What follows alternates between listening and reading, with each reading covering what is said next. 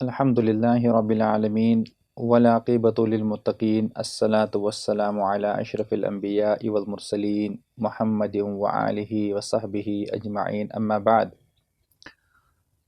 عن ابی ہریرۃ رضی اللہ عنہ قال قال رسول اللہ صلی اللہ علیہ وسلم اذا بقی نصف من شعبان فلا تصوموا رواہ الترمذی رب اشرح لی صدری ویسر لی امری واحلل عقدۃ من لسانی یفقہوا قولی رب زدنی علما سبحانک لا علم لنا الا ما علمتنا انک انت العلیم الحکیم۔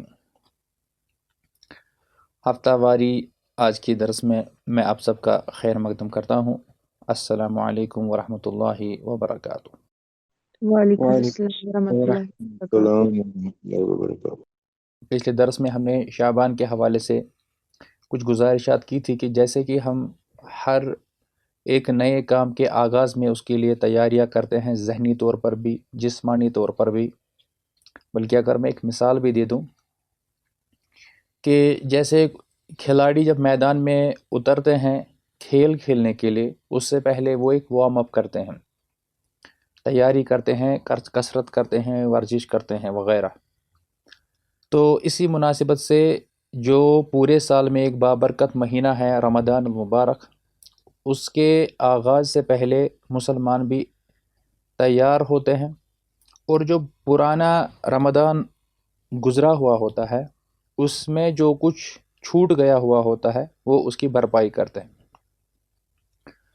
اب جیسے ایک شخص اگر اس کو ہوائی جہاز کے ذریعے سے سفر کرنا ہے اور اس نے بورڈنگ پاس بھی لیا ہوا ہے، اس کے بعد اس کو معلوم ہوگا، جو آپ میں سے ہوائی جہاز کا سفر کر چکے ہوں گے ان کو بخوبی معلوم ہوگا کہ وہ اس کے بعد اپنے مطلوبہ گیٹ نمبر پہ کس طرح وہ کوشاں رہتے ہیں، منتظر رہتے ہیں، جو ہی وہاں آواز لگی جائے تو ہم اپنے اس دروازے میں داخل ہو کر جہاز میں چڑھ جائیں گے۔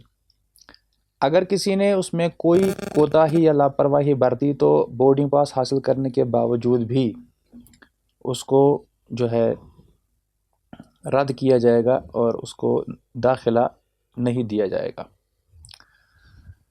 تو یہی ایک، یہ بس مثال میں دی آپ کو کہ یہی ایک معاملہ ہے ہمارے لیے بھی، کہ جو کہ رمضان المبارک کا جو بابرکت مہینہ ہے اس کے آنے سے پہلے شعبان میں ہمارے سامنے کچھ معاملات ہیں، مسائل ہیں، احکام ہیں، اور اس کی تیاری میں کچھ چیزیں ہیں، اسی پر ہم لب کشائی کر رہے ہیں۔ تو فضیلت ماہ شعبان میں ہم نے کچھ چیزیں دیکھی ہوئی تھی، جس پر ہماری بات ختم ہوئی تھی، وہ یہ حدیث ہے جو کہ آپ کے اسکرین پر ہے۔ نبی محترم علیہ الصلاۃ والسلام کی ایک اہلیہ زوج محترمہ ام سلمہ رضی اللہ عنہا فرماتی ہے کہ ما رأیت النبی صلی اللہ علیہ وسلم یصوم شہرین متتابعین الا شعبان و رمضان۔ وہ فرماتی ہے کہ میں نے نہیں دیکھا ہے نبی کریم صلی اللہ علیہ وسلم کو پائی در پہ مسلسل 2 مہینوں کے روزے رکھتے ہوئے، ہاں شعبان اور رمضان۔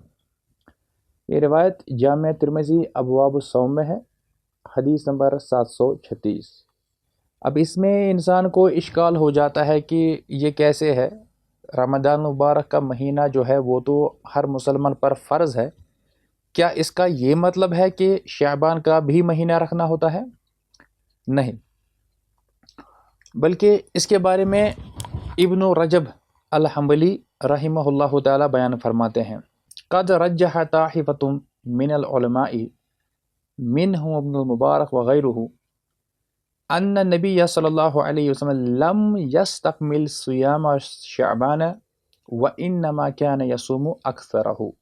کہتے ہیں بعض اہل علم نے یہ رائے قائم کی ہے، جن میں ابن مبارک رحمہ اللہ اور دیگر علماء شامل ہیں، وہ یہ کہتے ہیں کہ نبی کریم علیہ الصلاۃ والسلام نے پورا مہینہ شعبان کا روزہ نہیں رکھا، بلکہ آپ اس کا زیادہ تر حصہ، میجورٹی آف دا پورشن، جو بہت سارے دن اس میں آ جاتے ہیں، اس میں وہ روزہ رکھتے تھے۔ جیسے اگر میں کسی شخص کا انتظار کر رہا ہوں، اس کو میں نے 12 بجے کا وقت دیا ہوا ہے، اب وہ 12 کے بجائے اگر وہ 1:30 بجے آ جاتا ہے یا ہمارے یہاں ہوتا ہے، ہم کہتے ہیں کہ بھائی میں تمہارا پورا دن انتظار کیا تھا، یا تم نے میرا پورا دن برباد کر دیا، حالانکہ نہ ہی میں نے پورا دن انتظار کیا اور نہ ہی ابھی پورا دن مکمل ہو چکا ہوتا ہے۔ اسی طرح سے کوئی شخص اگر روزہ بھی رکھتا ہے رمضان میں، اگر اس نے 10 ہی دن رکھے ہوئے ہوتے ہیں تو پھر وہ بڑا چڑھا کر بولتا ہے کہ بھئی میں نے پورا کا پورا مہینہ ہی روزہ رکھا۔ تو یہاں پر یہی بات کہی جا رہی ہے کہ اصل میں وہ زیادہ سے زیادہ روزہ رکھا کرتے تھے شعبان کے مہینے میں، جس کو غالب طور پر یہ بتایا گیا کہ وہ جیسا کہ پورا ہی مہینہ بھرتے تھے۔ ہاں جی، تو یہ ابن رجب الحنبلی رحمہ اللہ فرماتے ہیں، جو کہ 795 ہجری میں فوت ہوئے ہیں۔ ان کی مشہور ایک کتاب ہے لطائف المعارف، اس کے صفحہ 306 پر یہ بات آئی ہوئی ہے۔ اسی طرح سے ایک اور عالم ہے جو کہ عبداللہ ابن مبارک رحمہ اللہ تعالی ہے، وہ فرماتے ہیں، جو کہ 181 ہجری میں فوت ہوئے ہیں۔ اب ہم سب کو معلوم ہے کہ آج جو ہمارا ہجری سال چل رہا ہے وہ کون سا سال چل رہا ہے؟ 1447 یعنی 1447۔ اب دیکھیں یہ 181 میں فوت ہوئے ہیں، تو اس سے سمجھ سکتے ہیں آپ کی یہ دوسری صدی کے عالم ہیں، یعنی 1200 سال پہلے ہم کہہ سکتے ہیں۔ وہ کہتے ہیں قال فی هذا الحدیث، اس حدیث کے بارے میں وہ فرماتے ہیں، هو جائز فی کلام العرب، وہ فرماتے ہیں کہ عرب کے یہاں جو ہے یہ عربی زبان کا اسلوب ہے، اس اعتبار سے یہ کہنا جائز ہے کیا کہ اذا صام اکثر الشہر ان یقال صام الشہر کلہ، کہ اگر کوئی شخص مہینے کا زیادہ تر حصہ روزہ رکھے تو اس کے بارے میں کہا جائے گا اس نے گویا پورا مہینہ ہی روزہ رکھا ہوا ہے۔ تو اسی طرح سے کہا جاتا ہے وَيُقَالُ قَامَ فُلَانٌ لَيْلَةُ أَجْمَعَ وَلَعَلَّهُ تَعْشَى وَاشْتَغَلَّ بِبَعْضِ أَمْرِهِ، اگر ہم کہیں گے کہ مطلب یہ کہا جاتا ہے کہ فلاں شخص نے پوری رات قیام کیا، قیام کا مطلب اس نے کھڑے ہو کر عبادت کی، حالانکہ ممکن ہے اس نے رات میں کھانا بھی کھایا ہوگا اور اپنے کسی اور کام میں مشغول رہا ہے۔ تو یہی وجہ ہے کہ ان ابن المبارک قد رأى كلا الحديثين متفقين يقول انما معنى هذا الحديث انه كان يصوم اکثر الشهر، یعنی گویا امام ابن مبارک رحمہ اللہ تعالیٰ کے نزدیک یہ جو دونوں حدیثیں میں نے آپ کے سامنے رکھی ہیں اس سے پہلے، کہتے ہیں یہ آپس میں متفق ہیں۔ وہ فرماتے ہیں کہ اس حدیث کا اصل مفہوم یہی ہے کہ نبی کریم علیہ الصلوۃ والسلام مہینے کے زیادہ تر دنوں میں روزہ رکھتے تھے، نہ کہ پورا ہی مہینہ۔ یہ جو نیچے آپ دیکھ لیں کہ جامع ترمذی جو ہے، یعنی جس کو آپ ترمذی شریف کہتے ہیں، اس کے ابواب الصوم کے جو یہ باب ہے، باب ما جاء فی وصال شعبان برمضان، اس کے 737 حدیث کے نیچے تحت میں نے لکھا ہے، ادھر تحت انڈر، اس کے انڈر یہ فٹ نوٹ ہے، یہ انہوں نے اس کے تحت یہ اپنی بات کہی ہوئی ہے، یعنی یہ actual this is not the part of the actual حدیث but this will come under footnotes, جو کہ آپ جانتے ہیں۔ اب دیکھیے ایک اور حدیث آتی ہے اسی شعبان کے حوالے سے کہ سیدہ طیبہ طاہرہ عائشہ رضی اللہ عنہ فرماتی ہے ما رأيته صام شهرا كاملا منذ قدم المدینہ الا ان يكون رمضان، یعنی اس حدیث سے بھی اس کی چیز کی تائید ہوتی ہے اور وضاحت ہوتی ہے۔ وہ کہتی ہے کہ جب سے ہم نے مدینہ میں قدم رکھا ہے میں نے نہیں دیکھا ہے انہیں، یعنی اللہ کے نبی کو میں نے نہیں دیکھا ہے کہ وہ پورا کا پورا کمپلیٹ منتھ، پورا مہینہ انہوں نے روزہ رکھا ہو۔ ہاں پورا مہینہ تبھی رکھا ہے جبکہ رمضان تھا، چاہے رمضان کے 29 دن ہو یا 30 دن ہو تو وہی ایک مہینہ انہیں پورا بھرا ہے، باقی جو نفلی طور پر ہم کہیں گے تو پورا مہینہ نہیں تھا۔ یہ آپ دیکھیں، یہ صحیح مسلم کی ایک روایت ہے، حدیث نمبر 1156۔ تو اس حدیث سے بھی ہم کو واضح ہو گیا کہ یعنی رمضان کے علاوہ انہوں نے پورا کا پورا مہینہ نہیں رکھا ہے۔ ہاں غالب ہے یہی کہ انہوں نے اکثر روزہ رکھا ہے۔ اب سوال پیدا ہو سکتا ہے کہ رمضان کے علاوہ جو شعبان کا مہینہ ہے اس میں انہوں نے اگر زیادہ روزے رکھے ہیں نفلی طور پر یا اکثر روزے رکھے ہیں، اس کی کیا وجہ ہے، یعنی اس کی کیا حکمت ہے؟ تو اس میں دیکھیے اب جو اہم چیز ہے، اسی پر سارا موضوع بنا ہوا ہے اس حدیث پر، جو کہ سیدنا اسامہ بن زید رضی اللہ عنہما وہ فرماتے ہیں کہ قلت یا رسول اللہ لم ارک تصوم شہرا من الشہور ما تصوم من شعبان. اب یہ سوال وہ ان سے خود پوچھ رہے ہیں. کہتے ہیں کہ قل تو میں نے کہا اے اللہ کے رسول میں نے نہیں دیکھا ہے آپ کو تمام مہینوں میں سے زیادہ تر روزہ رکھتے ہوئے، ہاں لیکن زیادہ میں نے دیکھا ہے شعبان میں. یہاں اب بات سمجھ آ رہی ہے نا، یہ اصل میں نفلی روزوں کی بات ہو رہی ہے. اب اس کے جواب میں رسول اللہ صلی اللہ علیہ وسلم نے فرمایا ذالک شہر یغفل الناس عنہ بین رجب و رمضان. یہ وہ مہینہ ہے یعنی شعبان جو کہ رمضان اور رجب کے درمیان ہے، جس کے بارے میں لوگ غافل رہتے ہیں، اس میں سستی برتتے ہیں، احتیاط نہیں کرتے ہیں، فار گرانٹیڈ لیتے ہیں. وَهُوَ شَهْرٌ، یہاں پر دیکھ لیں، وَهُوَ شَهْرٌ تُرْفَعُ فِيهِ الْأَعْمَالُ إِلَى رَبِّ الْعَالَمِينَ. یہ وہ مہینہ ہے جبکہ اللہ تعالیٰ کے پاس جو عالمین کا رب ہے اس کے پاس اعمال پیش کیے جاتے ہیں. ترفع، رفع یرفع اٹھانا، یعنی اس کے پاس پیش ہوتے ہیں. اب میں کیوں روزہ رکھتا ہوں شعبان میں زیادہ؟ فأحب ان يرفع عملی وانا صائم. پس میں پسند کرتا ہوں کہ جب میرے اعمال اللہ تعالیٰ کے دربار میں پیش کیے جائیں تب وہاں میں روزہ دار لکھ لیا جاؤں. تو یہ روایت سنن نسائی میں ہے جو کہ کتب الستہ میں آتی ہے، کتاب الصیام میں حدیث نمبر 2357، اور اس کو شیخ البانی رحمہ اللہ نے حسن درجے کی حدیث کا قرار دیا ہے اپنی مشہور ایک سیریز کی جو ان کی کتاب ہے سلسلہ احادیث الصحیحہ، اس کے 1858 کے نمبر پہ. یعنی معناتها، اس کا مطلب کیا ہوا؟ مطلب یہ ہوا کہ اللہ تعالیٰ کے پاس جب بندوں کے اعمال پیش کیے جاتے ہیں اس میں جو سالانہ جو پیشی ہوتی ہے جس کو ہم اپنی اصطلاح میں کہیں گے ایئرلی رپورٹنگ، جیسا کہ جو شعبہ جات ہوتے ہیں، فائنانشل سیکٹرز ہوتے ہیں، ہمارے یہاں دفاتر ہوتے ہیں یا دیگر دفاتر ہوتے ہیں، وہاں پر کلوزنگ ہوتی ہے، ایئرلی رپورٹنگ ہوتی ہے، منتھلی رپورٹنگ ہوتی ہے. تو جب ہم دیکھتے ہیں کہ 1 اپریل کو چھٹی ہوتی ہے بینکس وغیرہ کی، کیوں ہوتی ہے؟ کیونکہ ان کا 31 مارچ کو فائنینشیل ایئر ختم ہوتا ہے.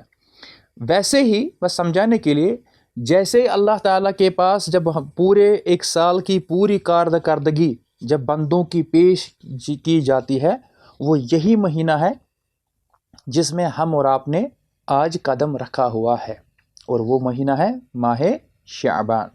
تو اسی لیے رسول اللہ علیہ السلام اس مہینے میں کثرت سے روزہ رکھتے تھے، تاکہ ان کو پسند تھا کہ جب اللہ کے سامنے میرے پیش جو ہے اعمال پیش کیے جائیں تو مجھے اس وقت لکھا جائے کہ یہ A+ ہے، جیسے ہم کہیں گے اپنی زبان میں.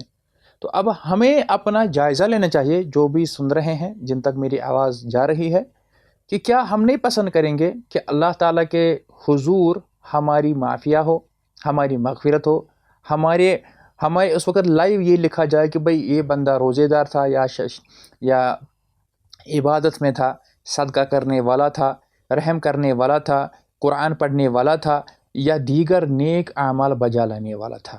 لیکن افسوس سے کہنا پڑ رہا ہے کہ جیسے روزہ کا مہینہ رمضان المبارک قریب ہوتا جاتا ہے، اتنا ہی ایک انسان شہوتوں میں، گناہوں میں، جوے میں، شراب میں، سٹہ بازی میں، غلط کاموں میں، دھوکہ دہی میں آگے بڑھ جاتا ہے، بلکہ فخراً اور جان بوجھ کر بڑے اور چھوٹے گناہ کر لیتا ہے، اس سے سرزد ہوتے ہیں اس امید کے ساتھ اور اس جملے کے ساتھ، ارے اب تو رمضان آنے ہی والا ہے، وہ تو مغفرت کا مہینہ ہے، چلو کم از کم اب اس میں اتنا یعنی لوٹ لیا جائے، یہ یعنی شہوتیں پوری کی جائے، اپنی منمانی اپنی خواہشیں پوری کی جائے.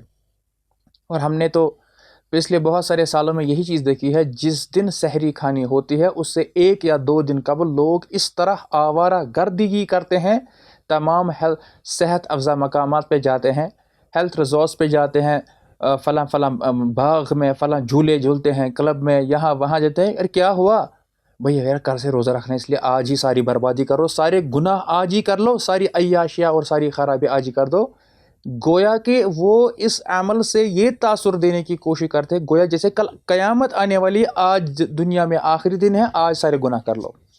اور اس کا مشاہدہ آپ لوگوں نے بھی اپنے اپنے گرد و نواش میں کیا ہوا ہوگا.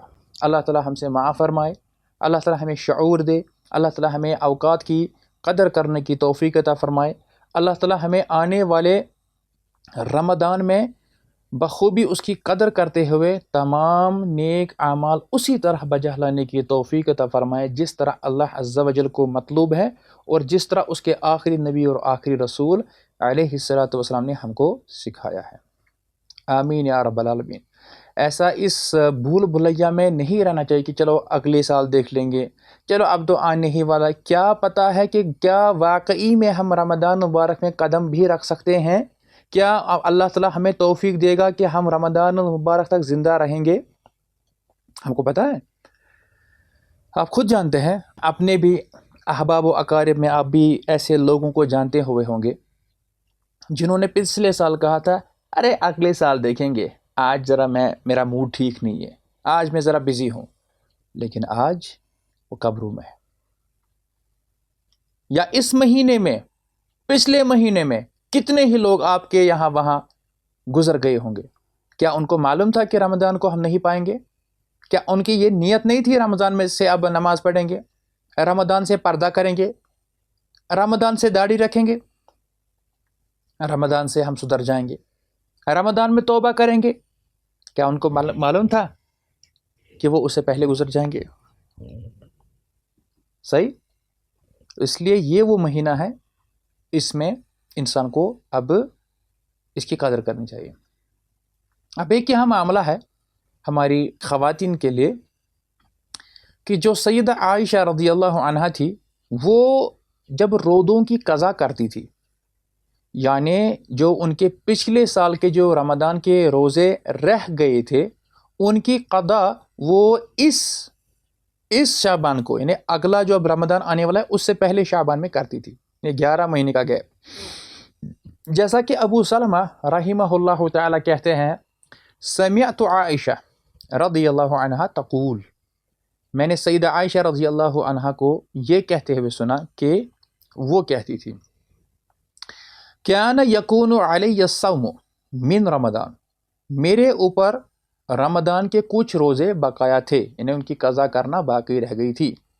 فما استطیع ان اقضی الا فی شعبان، پھر میں اس چیز کی استطاعت نہیں رکھی تھی، میں نہیں کر پاتی تھی ان کی بھرپائی، لیکن وہ کرتی تھی کس مہینے میں؟ شعبان میں.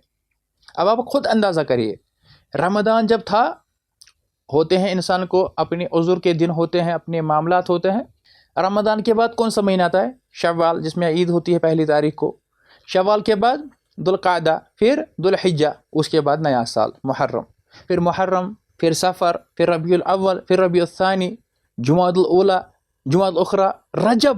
ان سارے مہینوں میں نہیں ہوتا تھا، یعنی پورا ایک ہم کیسے 9 مہینے نہیں ہوتا تھا. لیکن جب شعبان آتا تھا تو کہتی تھی کہ میں اسی میں اس کو پورا کرتی تھی. یہ روایت جو ہے نا، یہ صحیح بخاری میں آپ کو ملے گی، کتاب الصوم کتاب نمبر 30 حدیث نمبر 1950، اور صحیح مسلم حدیث نمبر 1140 کتاب الصوم.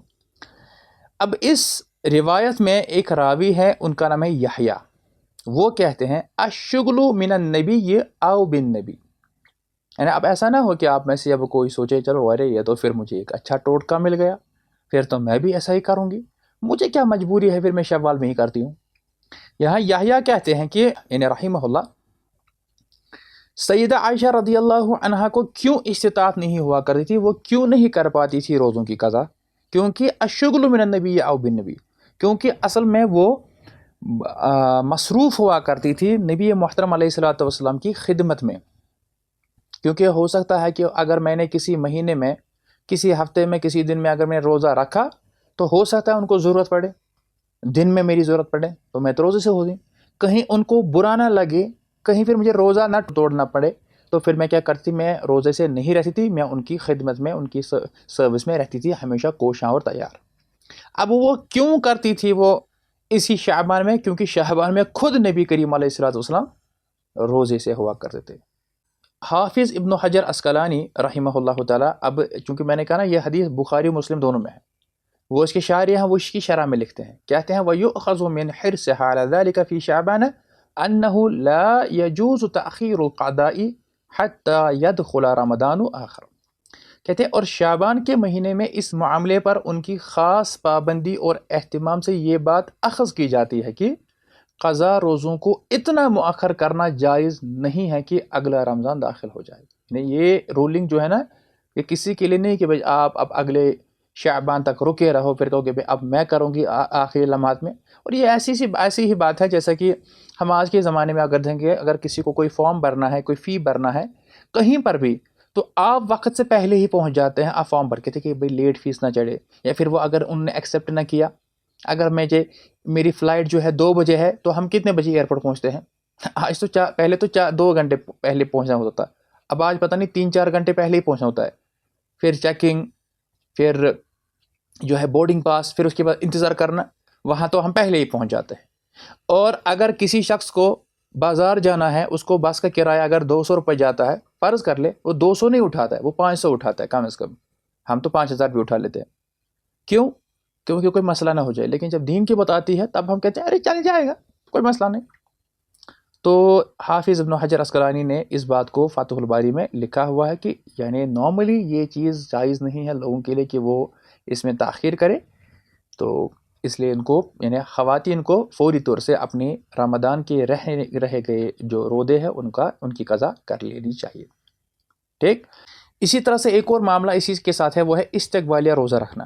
یعنی اب جیسے ہم کہیں پر ایسا کرتے ہیں کہ بھائی ہمارے یہاں فنکشن ہے یا شادی ہے یا کوئی اور ایونٹ ہے، تو ہم 1-2 روز پہلے اس کی تیاری میں لگ جاتے ہیں، پٹاخے پھوڑتے ہیں، ڈیکوریشن کرتے ہیں، مہمانوں کو بلاتے ہیں، باورچی، یعنی میں کہہ رہا ہوں تو عام طور پر جو لوگ ایسا کرتے ہیں، لیکن اس میں ایسا نہیں چلے گا کہ بھائی روزہ کا مہینہ رمضان آنے والا ہے، کیوں نہ ایسا کرے کہ بھائی آخری 27 28 یا 29 30 کو روزہ رکھا جائے تاکہ ذرا پریپریشن ہو جائے، وارم اپ ہو جائے۔ No, you can not do that. رسول اللہ علیہ الصلوۃ والسلام کی واضح حدیث ہے، وہ کہتے ہیں لا تقدموا صوم رمضان بیوم ولا یومین، قدم یقدم تقدیما، یعنی آپ آگے نہ کرو، پہلے مت کرو پیشگی میں، رمضان کے آنے سے 1 دن یا 2 دن، یومین، 1 یا 2 دن پہلے آپ روزہ مت رکھو، الا، ہاں ایکسیپٹ ان یکون صوم یصومہ الرجل فلیصم ذلک الصوم۔ اب اگر کسی شخص کو یعنی جس کا معمول ہے، جس کی عادت ہے، جو رکھتا ہے روزے، جیسے میں نے ابھی عرض کیا ہفتے میں 2 دن، ہفتے میں 3 دن، یا ایسے ہی اگر جس کی عادت ہے ہر مہینے میں ایسا، تو اس کے لیے تو جائز ہے، لیکن خاص طور پہ کسی اور کے لیے جائز نہیں ہے استقبالیہ روزہ رکھنے کے لیے۔ یہ روایت بھی سنن ابی داؤد میں ہے، کتاب الصوم، کتاب نمبر 14 اور حدیث نمبر 2335۔ تو اب ایک اور معاملہ ہے اس میں جو میں نے ابھی کہا، میں نے کہا ایئرلی رپورٹنگ ہوتی ہے، یعنی 1 سال میں جو مسلمان بندوں کی جو اعمال ہے نا وہ پہنچ جاتے ہیں اللہ رب العالمین کے پاس، وہ ہو گیا سال میں۔ اب ہفتے میں بھی 2 دن ایسے ہیں جب اللہ کے پاس ہمارے اعمال پیش کیے جاتے ہیں، جس کو ہم کہہ سکتے ہیں ویکلی رپورٹنگ۔ اس کے بارے میں دیکھ لیں، اس حدیث مبارک کے بھی راوی سیدنا ابو ہریرہ رضی اللہ عنہ ہے، ان سے مروی ہے کہ اللہ کے رسول صلی اللہ علیہ وسلم نے فرمایا تعرض الاعمال یوم الاثنین والخمیس فاحب ان یعرض عملی وانا صائم۔ اعمال جو ہے وہ پیش کیے جاتے ہیں، اعمال پیش کیے جاتے ہیں یوم الاثنین، اثنین منڈے، پیر کا دن، والخمیس جمعرات، تھرسڈے، ان 2 دنوں میں اعمال پیش کیے جاتے ہیں، تو کیا ہوا فاحب، پس مجھے پسند ہے، ان یعرض عملی، کہ میرے اعمال جب پیش ہو، وانا صائم، میں اس وقت کیا ہو، روزے سے ہوں۔ یہ روایت سنن ترمذی ابواب الصوم میں ہے، کتاب نمبر 6 حدیث نمبر 747۔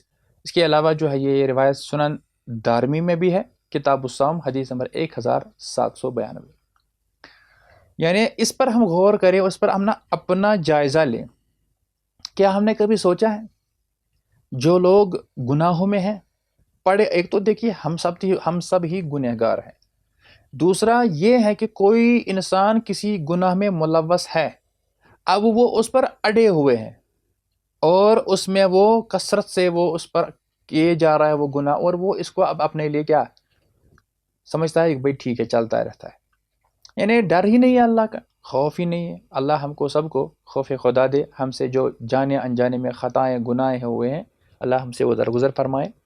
تو آپ دیکھیے کہ بہت سارے لوگ ابھی بھی پھر، بلکہ میں اللہ معاف کرے روزے میں بھی جب ہوتے ہیں تو کہتے ہیں ٹائم پاس کرنا ہے، پھر وہ تاش نکالتے ہیں، پلینگ کارڈز، جوا کھیلتے ہیں، کچھ لوگ کیرم بورڈ کھیلتے ہیں، کچھ لوگ بس ریلز دیکھتے ہیں، کچھ لوگ ریسیپیز کے ویڈیوز دیکھتے ہیں، کچھ لوگ ویڈیو گیمز کھیلتے ہیں، یہاں تک کہ بندے ناچیز کو اس طرح کے فون بھی آتے تھے، مولوی صاحب اگر روزے کی حالت میں میں نے سیریل یا کوئی فلم دیکھی تو میرا اس سے روزے میں کوئی اثر پڑتا ہے؟ اب اگر غلطی سے نکل بھی جائے کہ نہیں تو وہ کہا بس ٹھیک ہے، پھر تو روز فلمیں دیکھو کوئی مسئلہ نہیں ہے، گانے سنو، قوالیاں سنو، کیا ہے یہ؟ رسول کریم علیہ الصلوۃ والسلام ہم کو کس طرح سے انہیں سیریس بنا رہے ہیں، سنجیدہ بنا رہے ہیں دین کے معاملات میں، کہ اللہ کے پاس جمعرات کو اور پیر کو جب اعمال پیش کیے جاتے تو ہمیں پورا اہتمام کرنا ہے کہ بھئی ہمیں ہر دن ہی ویسے، لیکن ان 2 دنوں میں خاص طور پہ ہمیں ایسے نیک عمل کرنے ہیں، کم از کم وہاں پر جب نوٹ کیا جائے کہ فلاں بندہ یا بندی اس کی جو نوٹس کیا گیا اس نے اس وقت وہ روزے سے تھی، تلاوت میں تھی یا صدقہ میں تھی، اس کی زبان کچھ بھی نہیں کرو تو اپنا کام بھی کر رہے ہو، کھانا ہی پکا رہے ہو، اپنا کچھ اور ہی کام کر رہے ہو، کم سے گاڑی چلا رہے ہو، کم سے کم ذکر سے اس کی زبان تر تھی، ایسا نہ ہو کہ وہ جوئے میں تھا، وہ شراب میں تھا، وہ کچھ اور میں غیبت کر رہا تھا۔ یہ وجہ ہے کہ ہمارے جو اسلاف تھے نا ان کو وہ کتنا سیریس تھے اپنے دین میں، یہ اب ہم کو اس سے سیکھنا چاہیے۔ جو ایک عالم ہے ابراہیم نخعی رحمہ اللہ تعالی، یعنی یہ غالباً تابعی ہے، ان کے بارے میں آتا ہے کہ یبقی الی امرأتہ یوم الخمیس وتبکی الیہ ویقول الیوم تعرض اعمالنا علی اللہ عز وجل، یعنی وہ جمعرات کے دن اپنی بیوی کے پاس روتا ہوا آتا تھا اور وہ بھی ان کے سامنے روتی تھی، دونوں آپس میں ایک دوسرے کو انٹروسپیکٹ کرتے تھے اور وہ کہتے تھے آج ہمارے اعمال اللہ کے حضور پیش کیے جاتے ہیں۔ اب دیکھیں کتنا سیریس تھے وہ، ہم تو ٹس سے مس نہیں ہوتے ہیں، بلکہ ہم تو کہتے ہیں ارے کل جمعہ ہے، چلو لاؤ بھائی بناویے، آج ہم یہ کریں گے، وہاں جائیں گے، یہ فلم دیکھیں گے۔ یہ کبھی کبھار انسان کا دل جلتا ہے کہ جو یہ ہالی ووڈ اور بالی ووڈ جو فلمیں بھی ریلیز کرتے ہیں نا، وہ بھی کرتے ہیں کس دن؟ جمعہ کے ہی دن۔ اور انہیں ایک اور چیز رکھی ہوئی ہے، وہ ایک سیل دیتے ہیں وہ دنیا کے کچھ ممالک میں، جس میں بھارت بھی شامل ہے اور ہمارا پڑوسی ملک پاکستان بھی شامل ہے، نقالی کرتے ہوئے وہ کہتے ہیں کہ آج ہے بلیک فرائیڈے ہے تو آج سیل ہے، لوٹ لو۔ پھر لوگ اس طرح جوگ در جوگ جاتے ہیں سپر مارکیٹس میں، شاپنگ مالز میں، اور وہ کہتے ہیں بلیک فرائیڈے ہے۔ اب اس کے پیچھے بھی میں اگر اس کی کہانیاں پھر بتاؤں گا اس کے پیچھے کیا وہ چیزیں ہوتی ہیں تو انسان کی روح کانپ جاتی ہے کہ ہم کیا کرتے ہیں جانے انجانے میں، فیشن کے نام پر، ترقی کے نام پر، اور دوسروں سے نقالی کے کرنے میں ہم کیا اپنا ایمان اور اپنا عقیدہ اس کو برباد کر رہے ہیں۔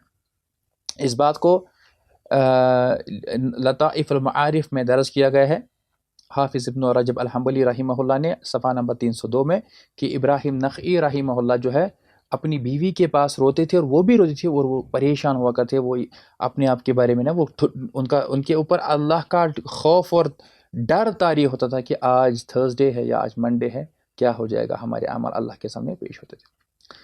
ہم نے ایئرلی رپورٹنگ بھی بتائی، ہم نے ویکلی رپورٹنگ بنائی، اب ہم کہیں ڈیلی رپورٹنگ، یعنی اب ہر دن میں بھی اللہ کے سامنے پیش کیے جاتے ہیں اعمال۔ اسکرین پر دیکھ لے، سیدنا ابو ہریرہ رضی اللہ عنہ سے مروی ہے، وہ کہتے ہیں اللہ کے رسول صلی اللہ علیہ وسلم نے فرمایا یتعاقبون فیکم ملائکۃ باللیل وملائکۃ بالنہار، جو فرشتے ہیں اللہ کے وہ چکر لگاتے ہیں، گشت لگاتے ہیں دن میں اور رات میں، وَيَجْتَمِعُونَ فِي صَلَاةِ الْفَجْرِ وَصَلَاةِ الْعَصْرِ، اور وہ جمع ہوتے ہیں، دے گیدر. کب ہوتے ہیں جمع وہ؟ فی صلاۃ الفجر، صبح کے وقت جو نماز ہوتی ہے، وصلاۃ العصر، اور اسی طرح سے عصر کی نماز کے وقت. ثم یعرج الذین باتوا فیکم، پھر وہ جب عرج یعرج چڑھنا، جب وہ چڑھ جاتے ہیں ان لوگوں کا سارا کچا چٹا لے کر، فیسألہم، پھر اللہ تعالیٰ ان سے پوچھتا ہے، وہو اعلم بہم، حالانکہ وہ اللہ تعالیٰ جو ہے وہ ان سے بہتر جانتا ہے کہ کیا چل رہا ہے، لیکن چونکہ ان کو ڈیوٹی لگائی گئی ہے، اب اللہ ان سے پوچھتا ہے. کیا پوچھتا ہے؟ کیف ترکتم عبادی، تم نے میرے بندوں کو کیسے چھوڑا؟ مطلب یہ ہے کہ when you left from there what were they doing، وہ کس عمل میں تھے؟ کیا وہ گانے سنتے تھے؟ کیا وہ غیبت کرتے تھے؟ کیا وہ قتل کا منصوبہ کر رہے تھے؟ کیا وہ جعلی اور فرضی کاغذات بنا رہے تھے اپنے کسی مسلمان بھائی یا بہن کا گھر، دکان یا کوئی زمین ہڑپ کرنے کے لیے؟ کیا وہ گناہوں میں پڑے تھے یا پھر وہ عبادت میں تھے؟ وہ پڑھا رہے تھے، وہ کلاس میں تھے، وہ سجدے میں تھے، وہ تلاوت میں تھے، وہ دین سیکھ رہے تھے، عربی زبان سیکھ رہے تھے. کیف ترکتم عبادی، تم نے میرے بندوں کو کس حال میں چھوڑا جب تم آئے میرے پاس؟ فیقولون، تو وہ کہتے ہیں کیا؟ ترکناہم وہم یصلون، جب ہم نے ان کو چھوڑا اور ہم آسمانوں کے پاس آئے، آسمانوں کی اور آئے، تو اس وقت وہ نماز پڑھ رہے تھے. وآتیناہم وہم یصلون، جب ہم ان کے پاس آئے اس وقت بھی وہ کیا کر رہے تھے؟ نماز پڑھ رہے تھے. اللہ بچائے، اللہ بچائے، اللہ بچائے. جب ہمارے پاس آتے ہوں گے تو وہ کہیں گے ترکناہم وہم فی السوق، ہم نے چھوڑا، وہ بازاروں میں تھے، کاروبار میں تھے، بریانی بنا رہے تھے. وہ آتیناہم، جب ہم گئے ان کے پاس تو وہ ہم نائمون، وہ تو سو رہے تھے اس وقت. یہ روایت صحیح بخاری میں ہے، کتاب مواقیت الصلاۃ، کتاب نمبر 9، حدیث نمبر 555. یہ نمبر آپ کو اچھے سے یاد رہے گا، بعد میں اس کو خود دیکھ لیجیے گا، میں ہو سکتا ہے میرے ترجمہ کرنے میں کچھ خطا رہ جائے. یعنی 555 حدیث نمبر. صحیح مسلم کتاب المساجد میں بھی ہے یہ حدیث، حدیث نمبر 632. تو اس کا مطلب ہے کہ جس طرح سال میں شعبان کے مہینے میں ہمارے اعمال اللہ تعالیٰ کے پاس پیش کیے جاتے ہیں، مہینے کے اعتبار سے ہم نے کہا وہ اب ایک ہفتے میں پیر اور جمعرات اور دن میں فجر اور عصر. تو اس اعتبار سے دیکھیں کہ ایک مسلمان کو کتنا احتیاط کرنا چاہیے کہ ہمیں اپنے اعمال صاف و پاک رہنے چاہیے. اب اللہ تعالیٰ ہر رات پکارتا ہے، چونکہ ہم سارے گناہ گار ہیں، وہ پکارتا ہے اللہ تعالیٰ. کیا؟ سیدنا ابو ہریرہ رضی اللہ عنہ سے روایت ہے، اسکرین پر دیکھ لیے، رسول اللہ علیہ الصلوۃ والسلام کا یہ بہترین اور خوبصورت کلام ہے. انہوں نے فرمایا ینزل ربنا تبارک و تعالی کل لیلۃ الی السماء الدنیا حین یبقی ثلث اللیل الاخر. ہمارا اعلیٰ اور برکت والا رب جو ہے وہ ینزل، وہ نازل ہوتا ہے. اب نازل کیسا ہوتا ہے وہ اللہ ہی کو معلوم ہے، اس کی کیفیت ہم نہیں بیان کر سکتے ہیں. کب نازل ہوتا ہے؟ کل لیلۃ، ہر رات نازل ہوتا ہے. کہاں نازل ہوتا ہے؟ الی السماء الدنیا، آسمان دنیا پر. چونکہ آسمان کتنے ہیں؟ 7 ہے نا. تو یہ والا آسمان جو ہے وہاں اترتا ہے. اور اللہ کہاں سے نازل ہوتا ہے یہ بھی معلوم ہونا چاہیے آپ کو. اللہ تعالیٰ اپنی ذات کے اعتبار سے مستوی ہے عرش پر. الرحمن علی العرش استوی، سورہ طٰہٰ آیت نمبر 5. اور عرش کہاں ہے؟ عرش 7 آسمانوں کے اوپر جو جنتیں اللہ تعالیٰ کی ہے، اور جنت کے درجات 100 ہے، اور جو سب سے بیسٹ درجہ ہے وہ جنت الفردوس ہے، اس کے اوپر اللہ عز و جل کا عرش ہے. تو وہاں سے وہ نازل فرماتا ہے جیسا کہ اس کی شان کو لائق ہے. کیسے نازل ہوتا ہے وی ڈونٹ نو. اب اس میں آپ سوال کریں گے ارے اس وقت یہاں رات ہے تو امریکہ میں جو دن ہے وہاں دن ہے تو یہاں رات ہے. یہ سوال کرنا اس کی اجازت نہیں ہے، کیونکہ یہ ہمارے اس چھوٹے سے ذہن میں آ ہی نہیں سکتا ہے. یہ اللہ ہی جانتا ہے. ہمارا کام ہے ایمان لانا. کیوں؟ کیونکہ یہ اس نے کہا ہے جو سب سے بڑا سچا ہے، محمد رسول اللہ صلی اللہ علیہ وسلم. اب رات میں جب نازل ہوتا ہے تو رات میں بھی الگ حصے ہوتے ہیں، پہر ہوتا ہے. کہا حین یبقی ثلث اللیل، یعنی تیسرے پہر میں، یعنی ہم کہہ سکتے ہیں کہ فجر سے پہلے پہلے. اب اس کی بھی ٹائمنگ بدلتی رہتی ہے. میں اپنے شہر کی بات بتاؤں تو ہمارے یہاں مان لیجیے اب جون جولائی میں جب فجر کا وقت ہوتا ہے وہ تقریباً 4 سے 4:10 کے درمیان ہوتا ہے. ابھی جو ہے 6:30 ہے. المہم تو اللہ کے نبی علیہ السلام فرمایا ینزل ربنا تبارک و تعالی کل لیلۃ الی السماء الدنیا حین یبقى ثلث اللیل آخر یقول، پھر وہ کیا کہتا ہے، من یدعونی فاستجیب لہ، کون مجھے پکارتا ہے، کون مجھ سے دعا کرتا ہے، میں اس کی دعا قبول کروں گا۔ من یسألنی، کون مجھ سے سوال کرتا ہے، کون مجھ سے مانگتا ہے، فاعطیہ، میں اس کو عطا کروں گا۔ من یستغفرنی، کون مجھ سے اپنے گناہوں کی بخشش چاہتا ہے اور مانگتا ہے، فاغفر لہ، پس میں اس کے گناہوں کو معاف کروں گا۔ یہ روایت صحیح بخاری میں ہے، کتاب التہجد کتاب نمبر 19 حدیث نمبر 1145۔ اسی طرح یہ صحیح مسلم میں بھی ہے، کتاب العیدین کتاب نمبر 8 حدیث نمبر 758۔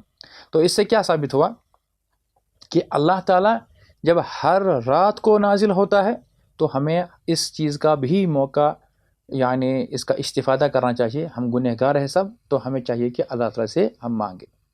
اور آخری جو اس پر اختتام ہم کرتے ہیں، یحییٰ بن معاذ الرازی رحمہ اللہ تعالی، ان کا قول ہے، لست ابکی علی نفسی ان ماتت انما ابکی علی حاجتی ان فاتت، کہتے میں اپنی جان کے مرنے پر نہیں روتا، بلکہ میں تو اس ضرورت پر روتا ہوں جو اگر فوت ہو جائے تو واپس نہ ملے گی۔ یہ انہوں نے حلیۃ الاولیاء میں اس کا ذکر کیا ہے۔ وہ کتنا سنجیدہ تھے، کتنے سیریس تھے دین کو، یعنی ان کے لیے جو دین تھا وہ پرائمری تھا، باقی دنیا کی تمام سب کامیں وہ سیکنڈری تھی۔ لیکن افسوس کی بات ہے ہمارے یہاں دین ہی سیکنڈری رہ گیا ہے اور ہماری جو دنیا ہے وہ پرائمری رہ چکی ہے۔ اولین فوقیت ہم نے دنیا کو دے رکھی ہے۔ یحییٰ بن معاذ الرازی رحمہ اللہ، جو کہ 258 ہجری میں فوت ہوئے، المتوفا۔ یہ المتوفا ساتھ ساتھ میں اس لیے بتاتا رہتا ہوں تاکہ آپ کو سمجھ آ جائے جس کی میں بات کر رہا ہوں، جن کا قول میں آپ کے سامنے رکھ رہا ہوں، یہ کوئی آج کل کا کوئی مفتی صاحب نہیں ہے جو یوٹیوب پہ آتا ہے، بلکہ یہ وہ لوگ ہیں جن کا لٹریچر ہم پڑھتے ہیں، جن کے دن اور رات اپنے رب کو راضی کرنے میں گزرتے تھے۔ وہ دنیا کو حقیر سمجھتے تھے، وہ دنیا کی پرواہ نہیں کرتے تھے، ان کی زندگی بہت سادہ ہوا کرتی تھی، ان کی اگر فکر ہوتی تھی وہ صرف آخرت ہوتی تھی۔ تو اللہ تعالیٰ ہمیں بھی انہی کے نقش قدم پہ چلنے کی توفیق عطا فرمائے۔ اس شعبان کو ہم نے اگر پایا ہوا ہے، ہر ایک دن کو، ہر ایک لمحے کو، ہر ایک دن اور رات کو ہم نے، ہمارے لیے یہ ساری کے ساری جو ہے یہ ایک موقع ہے، ہمارے لیے اپرچونٹی ہے کہ ہم اس کا استفادہ کریں، اس کو یوٹیلائز کریں، کیونکہ ابھی بھی ہم کو نہیں پتہ ہے کہ آنے والا رمضان جو ہے جس میں 23 دن باقی ہے بھی، ہم اس وقت تک زندہ رہیں گے بھی یا نہیں رہیں گے۔ پھر رمضان میں جب ہوں گے تو اس وقت ہمیں توفیق بھی ملے گی یا نہیں کہ ہم روزہ رکھیں، کیونکہ صحت کا بھروسہ نہیں ہے، انسان کی زندگی کا بھروسہ نہیں ہے۔ اللہ تعالیٰ بچائے کسی پر کوئی ناگہانی آفت ٹوٹ پڑے، اس کا بھی کوئی بھروسہ ہے نہیں۔ تو اللہ تعالیٰ سے ہمیشہ عافیت ہی مانگنی چاہیے۔ اللہ تعالیٰ ہمیں بھی اپنے فضل و کرم سے خیر و دنیا اور آخرت کی تمام خیر و بلائی سے نوازے، ہمیں عافیت سے نوازے، ہمیں تندرستی سے نوازے، ہمیں ایمان کی دولت سے سرفراز کرے، اور ہمیں نیک اور صالح اعمال بجا لانے کی توفیق عطا فرمائے۔ بدعت و خرافات، شرکیات سے اور تکبر سے، گھمنڈ سے ہم کو پاک و صاف رکھے، نفاق سے ہمارا دل پاک رکھے، چگلی، غیبت، چغل کھوری، تہمتیں اور شر پسندی سے ہم کو دور فرمائے، شیطان کو ہم سے دور فرمائے، ہمیں شیطان سے دور فرمائے۔ ہم میں جو پریشان حال ہے اللہ تعالیٰ ان کی پریشانیوں کو دور کرے، جو قرضے میں ہیں ان کی قرضے کو ادا کرے۔ اللہ تعالیٰ سے دعا ہے کہ جو مریض ہیں، امراض ہیں، گھروں میں، ہسپتالوں میں، شہر و گاؤں میں، دور و نزدیک سے جو بھی ہے، اللہ تعالیٰ ہی خوب جانتا ہے، جن کو جو بھی تکلیف ہیں اللہ اپنے فضل سے ان کو شفا یاب کرے۔ جو لوگ آج بھی اپنے رزق کے لیے، روزگار کے لیے تڑپ رہے ہیں، اللہ تعالیٰ حلال اور وسیع اور کشادہ رزق عطا فرمائے۔ ہمارے بچوں کو، ہمارے بھائی بہنوں کو، ہمارے اولاد کو، تمام کو، جو مسلمان میں بالخصوص موحدین ہیں، ہمارے علماء کو، ہمارے تمام موحدین مسلمان بندوں اور بندیوں کو اپنی حفظ و امان میں رکھ کر ہمیں دین اسلام پر استقامت نصیب عطا فرمائے۔ جو دیگر کفار کے اقوام ہیں، چاہے وہ یہ ملک ہو یا کوئی اور ملک ہو، جو مسلمانوں اور اسلام کے خلاف جو منصوبہ بندی کرتے ہیں، اللہ تعالیٰ ان کو ذلیل و خوار کرے، رسوا کرے، ان پر اپنا قہر نازل فرمائے۔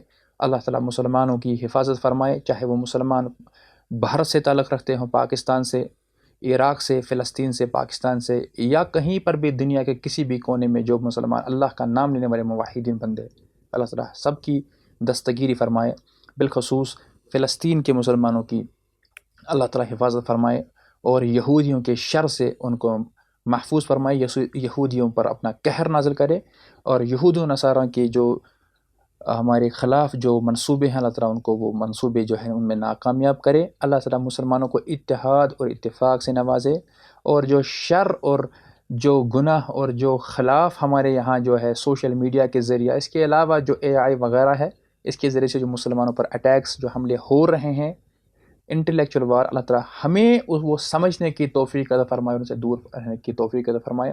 ہمارا جو دامن ہے جو دور ہو چکا ہے اسلام سے، قرآن سے، حدیث سے، علم سے، عربی سے، اللہ تعالیٰ وہ مضبوط کرے، اس کو مستحکم کرے، اللہ تعالیٰ ہمارے دل میں سکون عطا فرمائے، ہمارے گناہوں کو معاف فرمائے، اللہ تعالیٰ ہمیں یوں ہی ملنے جلنے کی توفیق عطا فرمائے، ان دروس کے حوالے سے پڑھنے پڑھانے کی، اور ہمیں دین سیکھنے سکھانے کی ہمیں ہمیشہ توفیق دے، آمین یا رب العالمین۔ وآخر دعوانا ان الحمد للہ رب العالمین۔